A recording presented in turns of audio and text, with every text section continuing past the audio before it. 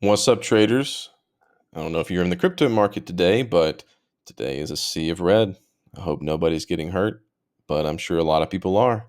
I know a few people. And there's been a lot of conversations I've had with folks, especially about Ripple in the last couple of weeks. That's why I've talked about it so much. I don't advise people what to do, but I try to make them think. On November the 24th, I had a friend that texted me asking me about it. He said, "What do you think about it?"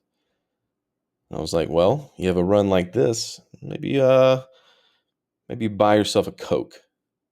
Maybe you take out enough to, get yourself something nice. But if you're bragging, you should be taking profits."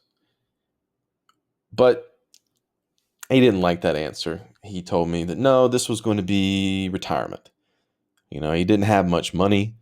This is what he needed. He needed this to really go up to many, many dollars because that's what he needed to happen. And so he just held on to it. And that happened. But that's fine. We came down to a support here. No big deal. Buying opportunity is what a lot of people thought. Nice little halfway retracement. And it held. So let's see what happens then. Round about this time, a friend of mine, another friend, contacts me about it when things have started to quiet down a little bit. And they want to know how to go in and trade leverage. They want to use leverage to buy Ripple. I was like, why? Well, they were worried that this was going to be like 2017 and they were going to miss the run. They really wanted to profit from the run this time. Didn't want to miss out. Fear of missing out, FOMO. And I cautioned them. I said, "Look, well, let's it's fine if you want to invest in it, but let's talk about leverage a little bit." So, what happens? It's a question I asked him. What happens if you buy something on 2-to-1 leverage and it goes down, let's say 25%, minus 25%? What happens if you're on 2-to-1 leverage? Well, I lost him there because he didn't know what I was talking about. Like, he didn't know that it was possible that Ripple could go down. Didn't make any sense to him why that could possibly happen. It was the fundamentals were all bullish. The company, the Ripple, this itself was a huge company. I don't understand how it could go down. That's silly. That's ridiculous to think it could go down 25. But listen, for the sake of math, what happens if it goes down 25% and you have 2-to-1 leverage? Well, it's a little complicated, but I'm using a calculator. You multiply that by 2-to-1 leverage. If you had a 25% decrease in the instrument and you were at 2-to-1 leverage, your account is now down 50%, or your position is now down 50%.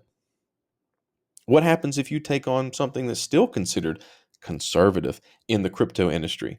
What if you had a 25% drawdown and you had a conservative 4-to-1 leverage times 4? 100% loss for something as conservative as only 4-to-1. But today, after it came down once more, looked like we were going to do a little thing, but it turned out to be a dead count bounce from yesterday until the bottom right here, which, by the way, this is a liquidation spike for those of you new to crypto trading. 52%. Let's bring back our calculator here. If we had done 2-to-1 leverage,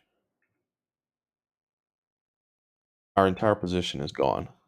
Something as simple as 2-to-1. Now, believe it or not, for those that lost money in Ripple or any of the others that are really hurting today, it's one of the best things that can happen to a new trader. Believe it or not. The worst thing that can happen is that you win. You're just going to lose it on the next one because you'll double down. You don't have any appreciation of risk. What you need to understand when you come into something that is up 200, 300, triple digit percent in a month, is that you don't get to win trading on leverage at that point. You don't. Just take it out of your head that it's even possible for you to win. The smallest little pullback, which is small relative to the volatility, is going to wipe you out. You're being drawn in chasing the momentum. You don't get to win. There's only one way to make money in trading that I know of. If you find a better way, let me know. But that is grinding out consistent returns and not by using leverage to the full extent that you can. You just won't get there. Donate your money to charity. You're not going to get where you want to be. It takes slow, consistent, disciplined trading, not YOLO throwing your money there hoping that you can retire next month. So take this as a lesson if you lost money today and go forward. It'll be okay. You obviously still have an internet connection. You probably still have food on the table. You can make it back. Take this lesson and go forward. That's my message to you all. Good luck.